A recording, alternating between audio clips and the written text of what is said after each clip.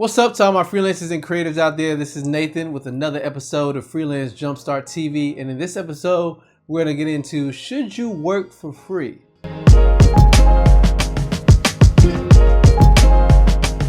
answer the question directly of if you should work for free, I have three answers. One answer is no, you shouldn't. The second answer is, well, maybe. And the third answer is, it depends. Normally this question comes up for a couple of different reasons. It comes up because maybe somebody cannot afford your services, or perhaps a nonprofit or someone approaches you to do pro bono work, or maybe your friends and family know what you're doing and they know you have a certain skill set and they're coming to you and they're asking for your help with something. The thing is, if you don't regulate or put up certain protocols or barriers or principles behind why you should work for free, it normally ends up being a bad idea. Really, just to capture the whole thing about working for free, I have a little story, so just sit back and listen real quick. I remember I was working with a client and we were well into the project, and I got to the point where I completed the project for them, and then they let me know some bad news.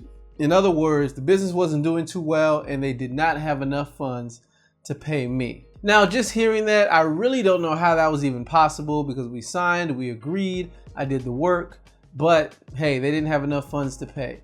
So I just remember how I was feeling at that time.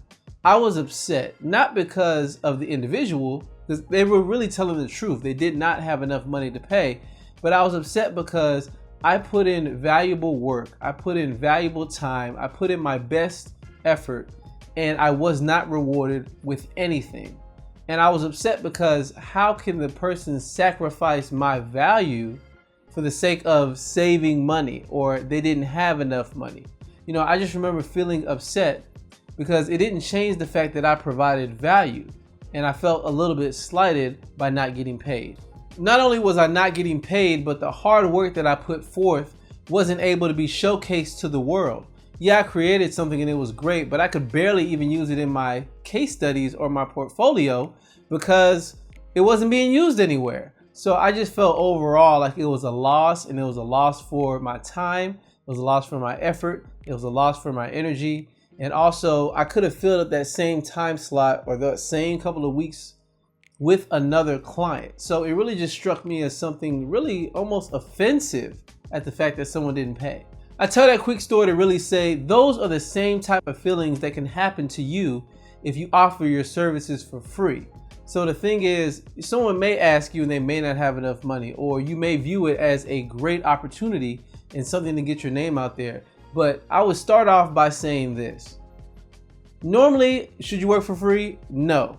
But in the event that you do offer your services, you have to make sure that you, the business owner, benefit from the transaction. And you also have to treat it like it is a real project. You can't treat it any less than you would any other person or any other project. Somebody may be out there thinking, maybe, hey, if somebody can't afford me, let me just offer my services at a discount.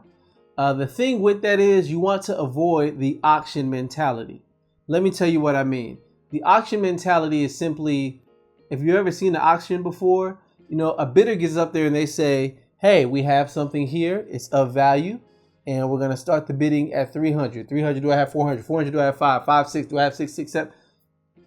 They go through that whole process, and different people raise their hand on how much they think something is valued at. And then it finally gets to a point to where it's very high, or it gets to a point to where it's purchased very low.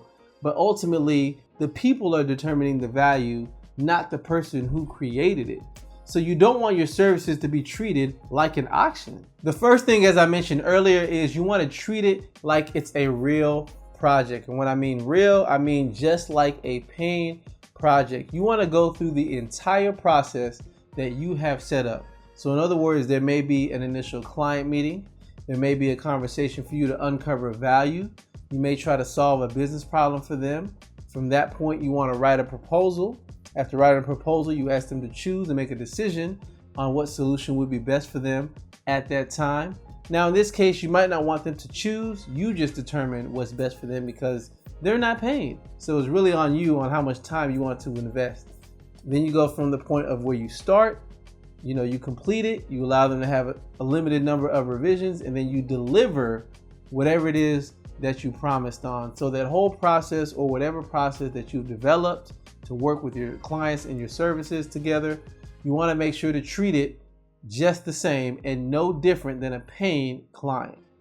On the other end of that, the client must agree to follow your process. If you're working for free, no matter what it may be, you're providing a valuable service to them, and really it's a favor to them. If that's the case, then they really need to submit to whatever process that you have in place. If they're trying to fight against your process and go against it, that's a sign, you shouldn't work with this person, and especially not for free. The next thing I'll say if you want to consider working for free is, what is the benefit to you? In other words, that's to be some type of return on investment. Now, I'll be honest, I don't like working for free, if at all. However, if a family member approached me, I'd have to be very careful because I don't want to tarnish the relationship. But because of the relationship we have established, I may consider it. And that's the other thing. You may want to work for free to build a relationship with someone. But when you're building that relationship, there has to be some type of promise of work somewhere in the future, or some type of return on investment. So for example, let's say Nike approached me. Now, I think Nike has enough money to pay me whatever I'm going to charge. I've surely bought products for them all of my life, so I think they can spare a few dollars to pay me legitimately. However, if it's an interesting project that I want to be a part of, and I can use Nike in my portfolio and write a case study about Nike and how I worked for them, in hopes of getting other corporate and enterprise clients, that would be a great opportunity, and there's a huge benefit for me. But even with that benefit, I have to make sure they're willing to submit at the least to write a case study with me, or a case study for me on the project that I'm working on. Sometimes it can be a bit difficult for the person to understand how much value you're bringing to the table. Even if you agree to say you do it for free and you tell them it's, hey, I'm doing $10,000 of work for free, they won't get it and they won't understand. To really drive that point home, never just have a verbal agreement. Give an actual invoice. So whatever value it is that you would truly charge for the service you're providing, draw up an invoice. But then also, whatever you put on there, subtract that and make it a zero invoice. But for my example, I could say, hey, I'm doing a custom website for you that is $15,000, but I'm going to take off $15,000, and you see your cost is zero, but at the least you see on the piece of paper, on the invoice, what it's truly worth. That just helps to drive the point home. Somehow in just verbal communication, when you say, oh yeah, I'll do it for free, that doesn't get it. When people actually see an invoice and they see you're acting professional and you're taking them through the whole process, and they're getting no less than any one of your paying clients, including the invoice process, they can look at that and say, wow, this truly is worth $15K and I'm getting it at no cost. So all in all, just to give an exact answer, should you work for free?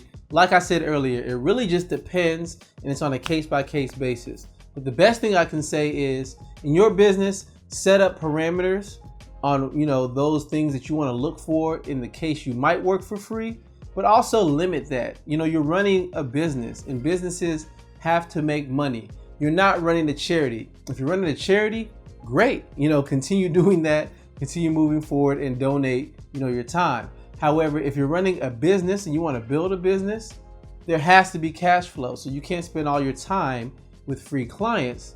You may even want to schedule a time of the year to where you actually may take on a free person or take on a free client. You may say to yourself, okay, hey, at the end of the year, I will take on, free work perhaps for no more than 3 weeks. Something like that, just to get you a part of the project, just to get you to donate your time and to invest in something else.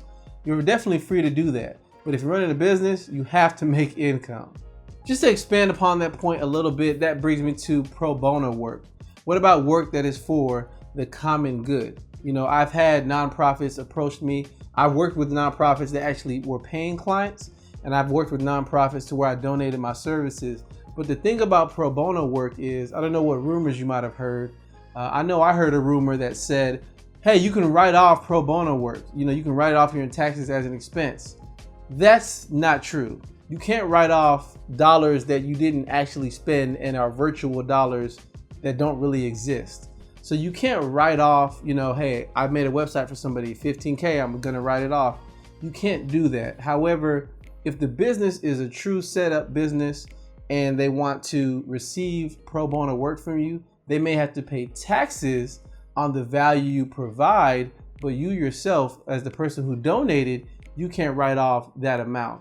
Once again, all the more reason why to really have a protocol or a set parameters to really, you know, kind of gauge people to see if you're going to work with them for free, right? Thank you for taking the time to check out this video. I greatly appreciate it. Like I said, you know, you can work for free. Don't forget this last thing. You can also work on your own personal projects. I see people all the time, they're working for free, but they're really investing in themselves and investing in their business. Or they take the time to say, let me redesign YouTube and this is what YouTube may look like, you know, but they're investing in their own brand when they do that, right? And they're controlling that free time and that free work. So you can always work for yourself for free, if you will. Also, as always, there are episode notes for this particular episode, so definitely check the link right here. Read those episode notes. I expand a little bit more on the points that I made in this video on if you should work for free or not. If you have not done so already, you're going to want to subscribe.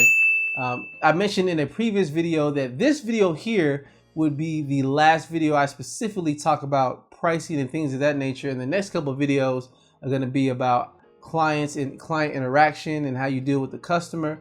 And we're going to build upon that point. So we'll talk about pricing later, but we're going to be focused on something else. And you're going to want to be subscribed to get all these pricing videos that I've already done, but also to get the future content as well.